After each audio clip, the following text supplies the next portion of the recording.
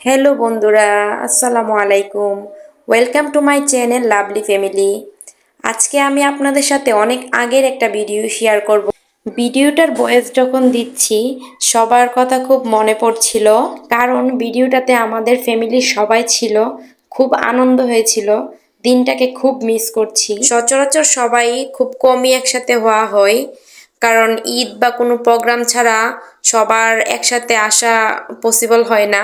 দিনটা ছিল রমজান ঈদের তৃতীয় দিন, তখন আমরা সবাই একসাথে হয়েছিলাম। তাই হঠাৎ করে একদিন সিদ্ধান্ত নিলাম যে আমরা কোনো পিকনিক করব। যেই কথা সেই কাজ।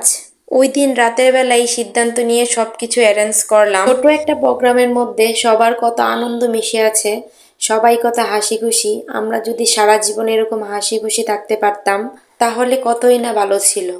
আসলে আনন্দ আর কষ্ট মিলেই জীবন, এটাকে আমাদের মানতে হবে। আল্লাহ তাআলার এটাই নিয়ামত, এটার মধ্যেই সবকিছু মিলেমিশে আছে। আমরা বোনেরও একটু পর পর গিয়ে ছবি তুলছিলাম, কিন্তু আসলেই পুরাটা কষ্ট করেছে ছেলেরা, আমার ভাইয়েরা, আমার হাজব্যান্ড, সবাই অনেক কষ্ট করেছে। কিন্তু আমরা শুধু ছবি তোলার জন্যই সামনে গিয়েছিলাম।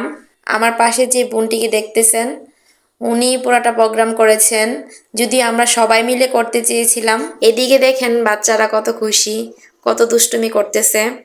আসলে আমাদেরও তো এমন একটা বয়স ছিল, আমরা অনেক দুষ্টুমি করেছি।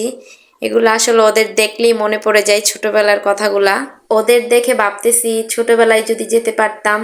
আসলে ছোটবেলাটাই অনেক মজার ছিল। আমার ভাই একটু পর পর চেক করতেছে চিকেনগুলো হয়েছে কিনা, আর এদিকে আনাফের বাবা চিকেন দিচ্ছে। সময় সময়ের মতোই চলে যায়, কিন্তু থেকে যায় স্মৃতিগুলো। এই স্মৃতিগুলোকে পিছনে ফেলেই আমাদেরকে চলতে হয়। এদিকে আমাদের গ্রিল রেডি হয়ে গেছে, সবাই একসাথে খাচ্ছিলাম আর রিভিউ দিচ্ছিলাম। খাবার যেমনই হোক, একসাথে কাটানো মুহূর্তটাই অনেক মজার ছিল।